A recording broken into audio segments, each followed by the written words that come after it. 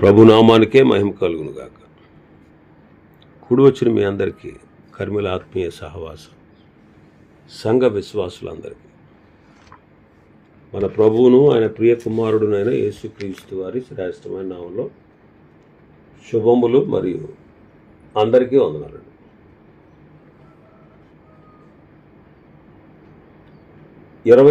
యెహెజ్కేలు గ్రంథం 20వ అధ్యాయాన్ని మనం ధ్యానం చేసుకుందాం. యెహెజ్కేలు గ్రంథం 20వ అధ్యాయం. ఈ 20వ అధ్యాయం నుండి 24వ అధ్యాయం వరకు యోధా చరిత్ర పతనమవుట మనం చూస్తాం. యోధా చరిత్ర పతనమవడానికి కూర్చున్నటువంటి సందేశం అన్నమాట. యోధా చరిత్రను ఉపమాన రీతిగా 16వ అధ్యాయంలో ప్రభు చూపించారు. 20వ అధ్యాయం నుండి 23 అధ్యాయాల్లో కత్తివాత చేత యెరూషలేమును నాశనం చేస్తానని దేవుడు 4 సందేశాలు ఇచ్చారు.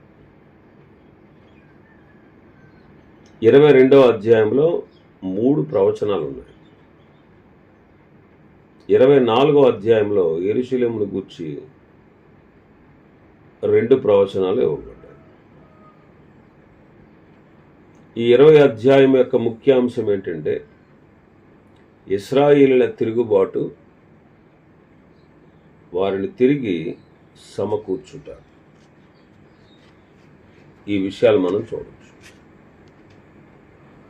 మొదటి 31 వచనాలు, మొదటి వచనం నుంచి 31 వచనం వరకు పెద్దలు దేవుని యొద్ద విచారణ చేయుటకు వస్తే దేవుడు వారిని నిరాకరించాడు. 32వ వచనం నుంచి 44వ వచనం వరకు దేవుని యొక్క వాగ్దానము, ఆయన తీర్పు, వారి విడుదలను గూర్చి రాయబడింది. 45 నుంచి 49 వరకు దక్షిణ దేశాన్ని గురించినటువంటి ప్రవచనం చెప్పబడింది. మొదటి నుంచి చూద్దాం. మొదటి వచనం, 7వ సంవత్సరము 5వ నెల 10వ దినమున ఇశ్రాయేలు పెద్దలలో కొందరు యెహోవా యొద్ద విచారణ చేయుటకై నా యొద్దకు వచ్చి నా ఎదుట కూర్చుండి ఉండగా యెహోవా వాక్కు నాకు ప్రత్యక్షమై ఎలాగూ సెలవిచ్చాను. నరపుత్రుడా, నీవు ఇశ్రాయేలు పెద్దలతో ఇట్లనము, ప్రభువుకు యెహోవా సెలవిచ్చినదేమనగా, నా యొద్ద విచారణ చేయుటకు మీరు వచ్చుచున్నారే, నా జీవముతోడు నా వలన ఏ ఆలోచన అయినను మీకు దొరకదు. ఇదే ప్రభువుకు యెహోవా వాక్కు అంటున్నాడు.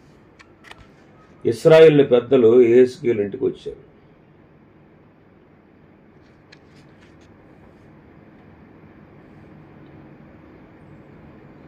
ఇశ్రాయేలు పెద్దలు 14వ అధ్యాయంలో వచ్చినట్టు మనం చదివాం. ఆ తర్వాత వారికి వచ్చినప్పుడు సందేశాలు ఇవ్వబడ్డాయి. మరి 14వ అధ్యాయంలో జరిగినటువంటి సంఘటన తర్వాత 11 నెలలకి క్రీస్తు పూర్వం 591 సంవత్సరంలో ఆగస్టు మాసంలో వారు రెండవసారి యెహెజ్కేలు ఇంటికి వచ్చారు. అప్పుడు ఈ ప్రవచనం ఇవ్వబడింది అనమాట.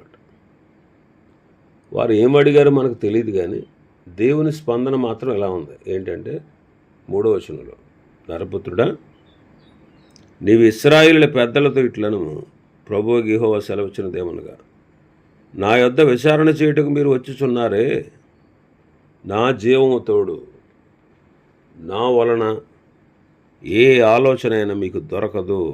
ఇదే ప్రభువుకు యెహోవా వాక్కు అంటారు.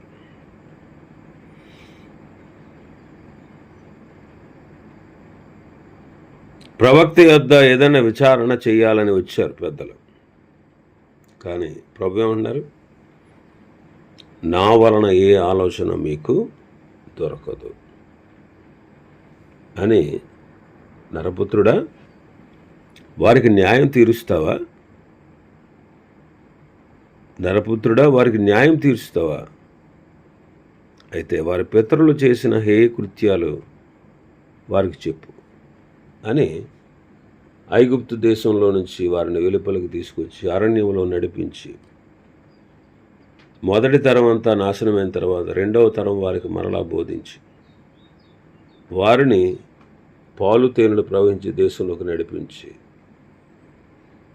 విస్తరింపచేసి గొప్పవారుగా చేశాడు. కానీ మధ్యలో జరిగిన సంఘటనల్ని ప్రభు వారికి వివరించమంటున్నాడు. 5వ వచనం నుంచి, ఎట్లనగా ప్రభువైన యెహోవా ఇలాగూ సెలవిచ్చుచున్నాడు, నేను ఇశ్రాయేలీయులను ఏర్పరచుకున్న నాడును, యాకోబు సంతతికి ప్రమాణం చేసిన నాడును, ఐగుప్తు దేశమందున్న వారి ఐగుప్తు దేశమందు నన్ను వారికి ప్రత్యక్షపరుచుకొని ప్రమాణం చేసి, నేను మీ దేవుడు నేను యెహోవానని నేను ప్రకటించిన కాలమున వారిని ఐగుప్తు దేశంలో నుండి రప్పించి వారి కొరకు నేను విచారించినదియు పాలు తేనెలు ప్రవహించినదియు సకల దేశములకు ఆభరణమైనదియునైన దేశంలోనికి తోడుకొని పోయేదని చెప్పిన కాలముననే నేను ప్రమాణం చేసేది. అప్పుడు నేను మీ దేవుడు నేను యెహోవాను, మీలో ప్రతివాడును తనకిష్టమైన హేయకృత్యములను విడిచిపెట్టాలి, ఐగుప్తీయుల విగ్రహములను పూజించుట చేత మిమ్మును మీరు అపవిత్రపరచుకొనకుండా ఉండాలి అని నేను ఆజ్ఞాపించాను. అయితే వారు నా మాట విననొల్లక నా మీద తిరుగుబాటు చేసి తమకిష్టమైన హేయకృత్యాలు చేయడం మానలేదు, ఐగుప్తీయుల విగ్రహాలను పూజించడం మానలేదు. కనుక వారు ఐగుప్తీయుల దేశంలో ఉండగానే నేను నా రౌద్రము వారి మీద కుమ్మరించి నా కోపము వారి మీద తీర్చుకుంటాను అనుకున్నాను. అయితే ఏ అన్యజనుల ఎదుట నన్ను నేను బయలుపరుచుకున్నాను, ఏ అన్యజనుల మధ్య వారు కాపురం ఉన్నారో ఆ అన్యజనులలో వారున్న అన్యజనుల ఎదుట వారికి నన్ను బయలుపరుచుకుంటుని నా నామమునకు దోషణ కలగకుండుటకై అలాగు చేయటం మాని ఆ జనులు చూస్తుండగా నా నామ ఘనత కొరకు నేను వారిని ఐగుప్తు దేశంలో నుండి రప్పించితిని. ఐగుప్తు దేశంలో ఉండగా దేవుడు వారికి ప్రత్యక్షమయ్యాడు. బాబు, నేనే మీ దేవుడని యెహోవాను. మీరేం చేయాలో తెలుసా? మీలో ప్రతివాడు మీకిష్టమైనటువంటి హేయకృత్యాలు విడిచిపెట్టాలి, ఐగుప్తీయుల విగ్రహాలను పూజించుట చేత మిమ్మల్ని మీరు అపవిత్రపరచుకోకుండా ఉండాలి అని ఆజ్ఞాపించారు. అసలు వాళ్ళ కోసం ఒక మంచి ఆలోచన కలిగి ఉన్నాడు ఆయన. ఏంటి ఆలోచన? వారిని ఐగుప్తు దేశం నుంచి విడిపించి వారి కొరకు పాలు తేనెలు ప్రవహించే దేశం, సకల దేశములకు ఆభరణమైనటువంటి దేశంలోకి తోడుకొని పోవాలని వారితో చెప్పి వారితో ప్రమాణం చేశాడు. మిమ్మల్ని విడిపిస్తాను, మిమ్మల్ని పాలు తేనెలు ప్రవహించే దేశానికి ప్రవేశపెడతాను. అయితే మీరేం చేయాలి? మీలో ప్రతివాడు కూడా తనకిష్టమైన హేయకృత్యాలను విడిచిపెట్టాలి. 2, ఐగుప్తీయుల విగ్రహాలు పూజించుట చేత మిమ్మును మీరు అపవిత్రపరుచుకోకుండా ఉండాలి అని చెప్పారు. ఈ 2 విషయాలు, మీకు ఇష్టమైన హేయకృత్యాలు విడిచిపెట్టాలి, ఐగుప్తీయుల విగ్రహాలను పూజించుట చేత మిమ్మల్ని మీరు అపవిత్రపరుచుకోకుండా ఉండాలి అని చెప్పారు. నేను మిమ్మల్ని విడిపిస్తాను, నడిపిస్తాను, పాలు తేనెలు ప్రవహించే దేశంలో ప్రవేశపెడతాను, ఇది నా ప్రణాళిక అని దేవుడు చెప్పారు. అయితే వాళ్ళు ఏం చేశారు?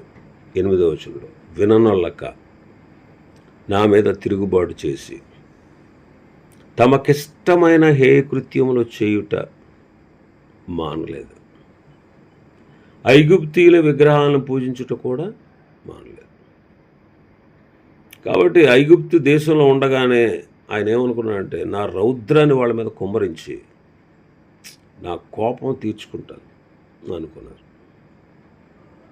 కానీ ఏ అన్యజనుల ఎదుటైతే ఆయన తన్ను తాను బయలుపరుచుకున్నారో ఏ అన్యజనుల మధ్య అయితే వారు ఉన్నారో ఆ అన్యజనులలో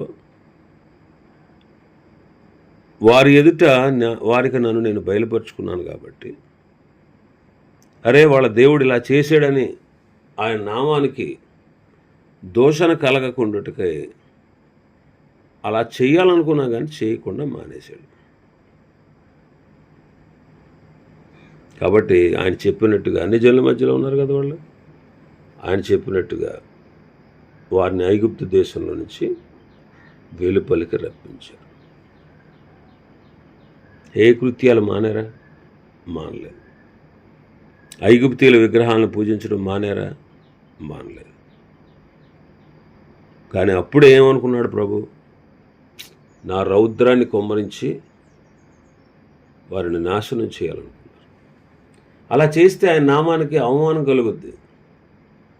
అరే వాళ్ళ దేవుడు వాళ్ళని పాలు తేనెలు ప్రవహించి దేశాన్ని తీసుకెళ్తానని చెప్పాడు కదా, ఏంటి వెంటనే ఇలాగ వాళ్ళని నాశనం చేశాడు? ఏం దేవుడురా అని అన్ని జనులు ఆయనను గూర్చినటువంటి ఘనతకు వారు అపకీర్తి చేస్తారని, అంటే ఆయన నమ్మరని, ఆయన ఏంటి ఇలా చేశాడని చెప్పి ఆయన్ని హేళన చేస్తారని మానేశాడట. లేకపోతే అప్పుడే రౌద్రాగ్ని కొమ్మరించేవాడు. అయితే వారిని ఐగుప్తు దేశం నుంచి రప్పించాడు. అరణ్యంలోకి తోడుకొచ్చాడు. అరణ్యంలోకి తోడుకొచ్చి ఆయన కట్టడలను నియమించాడు, విధులు తెలియజేశాడు. నా కట్టడలను నా విధులను ఎవడైనా అనుసరిస్తే వాటిని బట్టి బ్రతుకుతాడు వాడు. ఆయనే వారిని పవిత్రపరచు దేవుడని వారు తెలుసుకోవాలని ఆయనకి వారికి మధ్య విశ్రాంతి దినాలని వారికి సూచనగా నియమించాడు. అయితే వాళ్ళు ఏం చేశారు? తిరుగుబాటు చేశారు. నా కట్టడాలు అనుసరించక తాను అనుసరించి బ్రతకవలనని నేను ఇచ్చిన విధులను తృణీకరించి నేను నియమించిన విశ్రాంతి దినములను అపవిత్రపరచగా అరణ్యమందు నా రౌద్రాగ్ని వారి మీద కుమ్మరించి వారిని నిర్మూలము చేసేద్దాననుకున్నాను. అయితే నేను వారిని రప్పించగా ఏ నిజన చూశారు, ఏ అన్ని జనుల నుండి నేను వారిని రప్పించాను, వారి ఎదుట నా నామానికి దూషణ కలగకుండానట్లు నేను అలా అనుకున్నాను, కానీ అలా చేయకుండా మానేశాను. ఇంకా వాళ్ళు ఏం చేశారు? తమకు ఇష్టమైన విగ్రహాలు అనుసరించాలని కోరి వారు నా విధులను తృణీకరించి నా కట్టడలను అనుసరించకుండా నేను నియమించిన విశ్రాంతి దినాలని వారు అపవిత్రపరిచారు. అందువల్ల కోపం వచ్చి నేను వాళ్ళకి ఇస్తానన్న పాలు తేనెలు ప్రవహించే దేశం సకల దేశములకు ఆభరణమైన దేశములకు వారిని రప్పింపనని వారు అరణ్యంలో ఉండగానే ఆయన ప్రమాణం చేశారు. అయినా సరే వారు నశించిపోకుండా ఉండాలని వారు యందు కనికరపడి అరణ్యంలో నేను వారిని నిర్మూలన చేయకపోతుని అంటున్నాడు. కాబట్టి అరణ్యములో వారు వచ్చిన తర్వాత ఆయన ఏం చేశాడు?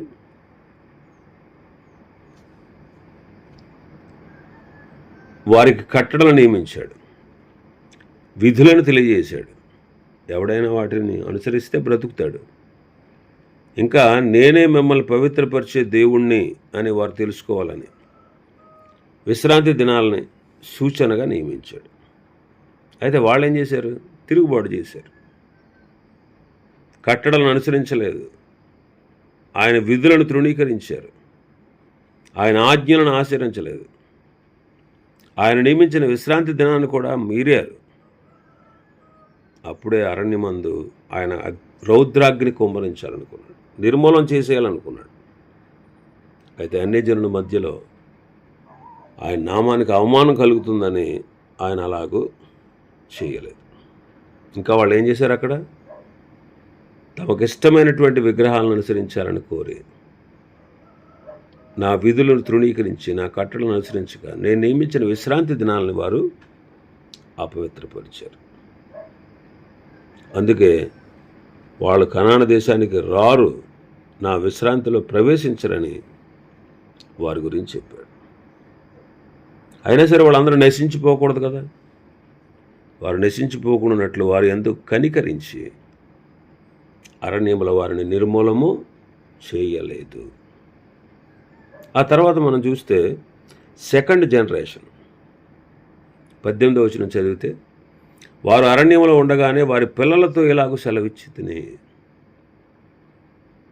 అరే బాబు, మీరు మీ తండ్రుల ఆచారాలను అనుసరించకండి, వారి పద్ధతులను బట్టి ప్రవర్తించకండి, వారు పెట్టుకున్న దేవతలను పూజించకండి, మీ జీవితాలను అపవిత్రం చేసుకోకుండా ఉండండి అని చెప్పాడు.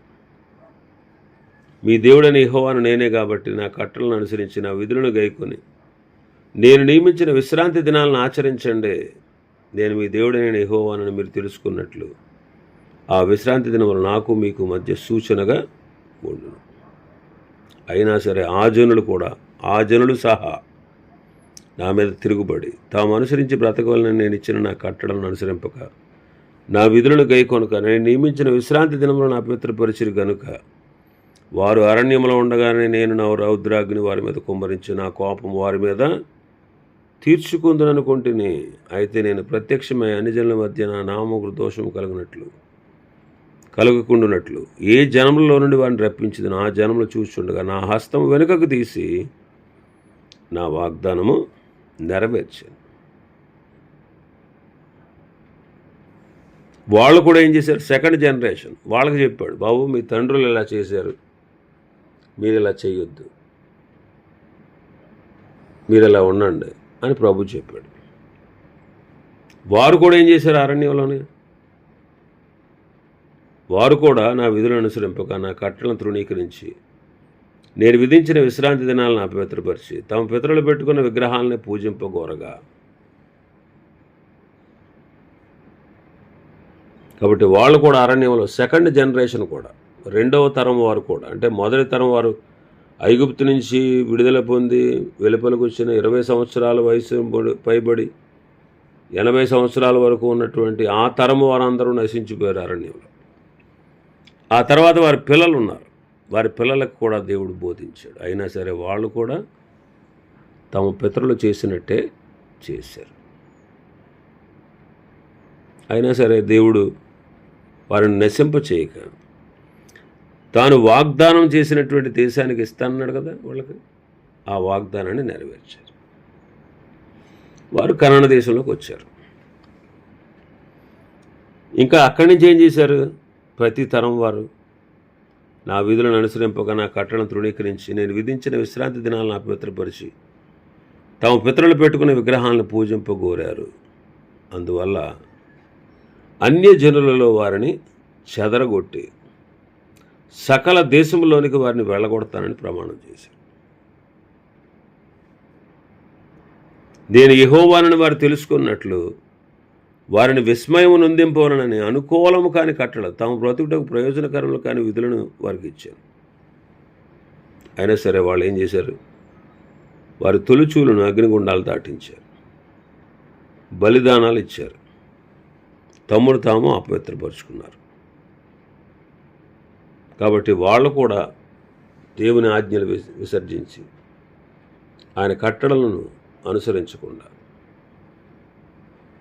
వారు ఇంకా మరింత విగ్రహారాధన చేశారు. ఎలా అంటే తమ పిల్లల్ని అగ్నిగుండాలు దాటించారు, తమ పిల్లల్ని ఆ దేవతలకు బలులిచ్చేవారు. అలాగ హేయమైనటువంటి కార్యాలు చేసి తమను తాము అపవిత్రపరుచుకున్నారు. కాబట్టి 27వ వచనం నుంచి మనం చూస్తే, కాబట్టి నరపుత్రుడా ఇశ్రాయేలుతో మాట్లాడి ఇట్లు ప్రకటింపు, ప్రభువు యెహోవా సెలవిచ్చినదేమనగా, మీ పితరులు నా ఎడల అతిక్రమం చేసినని దూషించి వారికి ఇచ్చేదని నేను ప్రమాణపూర్వకంగా చెప్పిన దేశంలోనికి నేను వారిని రప్పించిన తర్వాత ఎత్తైన కొండ కనపడినా దట్టమైన ఒక వృక్షం కనపడినా అక్కడ బలులర్పిస్తూ అర్పణలు అర్పిస్తూ పరిమళ ద్రవ్యాలను ప్రతిష్ఠిస్తూ పానార్పణలు చేస్తూ నాకు కోపం పుట్టించారు. మీరు పోవచ్చున్న ఉన్నత స్థలంలో ఏమిటి అని నేను అడిగి తిని. కాబట్టి ఉన్నత స్థలంలో అనే పేరు నేటి వరకు వాడుకలో ఉంది. కాబట్టి ఇశ్రాయేలుకి ఈ మాట ప్రకటింపు, ప్రభువుని యెహోవా సెలవిచ్చినదేమనగా, మీ పితరుల రీతిని మీరును అపవిత్రులైతిరే వారు పెట్టుకున్న విగ్రహాలను అనుసరించి మీరు కూడా వ్యభిచరించితే నేటి వరకు మీరు అర్పించిన అర్పణ మీ కుమారులను అగ్నిగుండం దాటించినప్పుడు మీరు పెట్టుకున్న విగ్రహాలన్నిటికీ పూజ చేసి అపత్తులగుచున్నారే ఇశ్రాయేలీయులారా. ఇప్పుడు మీరు నా దగ్గరకు వచ్చి విచారణ చేస్తారా? నా జీవంతోడు, నా వలన ఏ ఆలోచన మీకు దొరకదు. ఇదే ప్రభువైన యెహోవా వాక్కు. చూడండి, ఐగుప్తులో ఉండగా నాశనం చేయాలనుకున్నాడు. అరణ్యంలో ఉండగా రౌద్రాగ్ని కుమ్మరించి నాశనం చేయాలనుకున్నాడు. రెండవ తరం వారిని కూడా నాశనం చేయాలనుకున్నాడు. రెండవ తరం వారు కనాన దేశంలో ప్రవేశింపనిచ్చాడు. అక్కడ సహా వాళ్ళు తిరుగుబాటు చేశారు. ఇప్పుడు యెహెజ్కేలు కాలంలో ఉన్నటువంటి ప్రజలు కూడా మీరు కూడా నేటి వరకు అలాగే చేస్తున్నారు. ఇంకా ఎలా చేశారంట? ఎత్తైన ప్రతి కొండ మీద, దట్టమైనటువంటి ప్రతి చెట్టు కింద విగ్రహాలన్నిటిని నిలిపి దేశాన్ని అంతటిని అపవిత్రం చేశారు. దేవుడు తన కోపాగ్ని రౌద్రాగ్ని కుమ్మరించి చంపాలనుకున్నా చంపలేదు. కారణం ఏంటి? అన్ని జనుల మధ్యలో ఆయన నామాన్ని దోషం పాలు కాకూడదని. మరి దేవుని కోపం పాపం మీద ఉంటుంది. దేవుడు పాపాన్ని సహించలేడండి. ఆయనకి ఇవ్వాల్సినటువంటి ఘనతను, ఆయనకి ఇవ్వాల్సినటువంటి ఔన్నత్యాన్ని ఇవ్వకపోతే ఆయన సహించడు. ఎందుకంటే ఆయనే కదా సృష్టికర్త, ఆయనే కదా నిన్ను నన్ను పుట్టించినవాడు. నీకు నాకు సకల సదుపాయాలు భూమి మీద కలగజేసినవాడు ఆయనే. ఆయనలో చలించుచున్నాము, ఆయనలో ఉనికి కలిగి ఉన్నాం, ఆయన వల్లే బ్రతుకుతున్నాం, ఆయన వల్లే మనకి జీవనం. ఆయన ఇచ్చిన భిక్షే, ఆయన దయే ఈనాడు భూమి మీద సజీవంగా, సంతోషంగా, సమృద్ధిగా, సంతోషంతో ఉన్నామండి. మరి ఆయన ప్రేమించొద్దా? అందరికంటే అన్నిటికంటే ఎక్కువగా ప్రేమించారు. కానీ వాళ్ళు ఏం చేశారు? ఎంత చేసినటువంటి దేవుణ్ణి మరచి ఆయన మాట వెనక, ఆయనకు ఆజ్ఞలకు లోబడక, ఆయన కట్టడలు వీధులు గైకొనక, ఆయనకి చెందవలసిన మహిమను విగ్రహాలకి, బొమ్మలకి, మనుషులకి ఇస్తూ వచ్చారు. కానీ ఆయన రౌద్రాగ్ని కుమ్మరించలేదు. కారణం అన్ని జనుల మధ్యలో ఆయన నామము దూషించబడకూడదు అనేది. కాబట్టి వాడు చేసిన తిరుగుబాటును బట్టి అంటున్నాడు ప్రభు, ఇలాగ తిరుగుబాటు చేసే ప్రజలు కదా మీరు, మరి ఇప్పుడు నా దగ్గరకు వచ్చారు, నాటి నుండి నేటి వరకు కూడా మీ పితరులు చేసినట్టే మీరు కూడా చేస్తున్నారు. మరి నా వల్ల ఏం ప్రయోజనం? ఏ ఆలోచన కూడా మీకు దొరకదు అన్నాడు. కాబట్టి గమనించండి, దేవుడు పాపాన్ని సహించలేడు. తనకు చెందవలసిన మహిమను విగ్రహాలకు చెందనివాడు. రోషము గల దేవుడు. అయితే పాపాన్ని క్షమించడు, పాపాన్ని హర్షించడు. అయితే పాపి అయిన మానవుడు ఆయన వైపు తిరిగితే ఆయన సహాయం చేస్తాడు. చూడండి, అసలు మనం శిక్షకు పాత్రలు, ఆయన రౌద్రాగ్నికి పాత్రలు. కడమ వారి వలె స్వభావ సిద్ధంగా దైవోగ్రతకు పాత్రులు అంటాడు పౌలు గారు ఎఫెసీ పత్రిక 2వ అధ్యాయంలో. అలాంటి దైవోగ్రతకు పాత్రులైనటువంటి మనల్ని కృప ద్వారా ఆయన మనల్ని రక్షించాడు. ఆయన మనల్ని తన బిడ్డలుగా చేసుకున్నాడు, ఉగ్రత నుంచి తప్పించాడు. ఇది ఎంత గొప్ప భాగ్యం. చూడండి, మనల్ని కూడా నాశనం చేస్తే ఎక్కడికి పోవాలి మనం? ఆయన తృణీకరిస్తే, ఆయన పొమ్మని అవతలకు పొమ్మని చెబితే ఎక్కడికి వెళ్ళాలి మనం ఇంకా? కానీ ప్రభు తన కృప ద్వారా, తన కరుణ ద్వారా, తన యొక్క కటాక్షము ద్వారా, తన ప్రేమ ద్వారా మనల్ని చేర్చుకుని రక్షించి ఉగ్రతను కుమ్మరించకుండా మనల్ని దేవుడు తప్పించాడు. అందుకు మనం దేవునికి కృతజ్ఞులమై ఉండాలి. కృతజ్ఞులమై ఉండాలి. కాబట్టి ఆయన కోపం పుట్టించకూడదు. ఆయనకు మనం సరెండర్ అయిపోవాలి. ఆయనకు మనం విధేయులమైపోవాలి. అప్పుడే దేవుడు మనల్ని కూడా యాక్సెప్ట్ చేస్తాడు. ఇంకా చాలా విషయాలు ఉన్నాయి ఈ అధ్యాయంలో. ప్రభు చిత్తమైతే రేపటి దినం మరికొన్ని విషయాలు మనం ధ్యానం చేసుకుందాం. దేవుడి వర్తమాన వాక్యాన్ని మన వెనుకడిలో ఆశీర్వదించును గాక. ఆమేన్. ప్రార్థన చేసుకుందాం.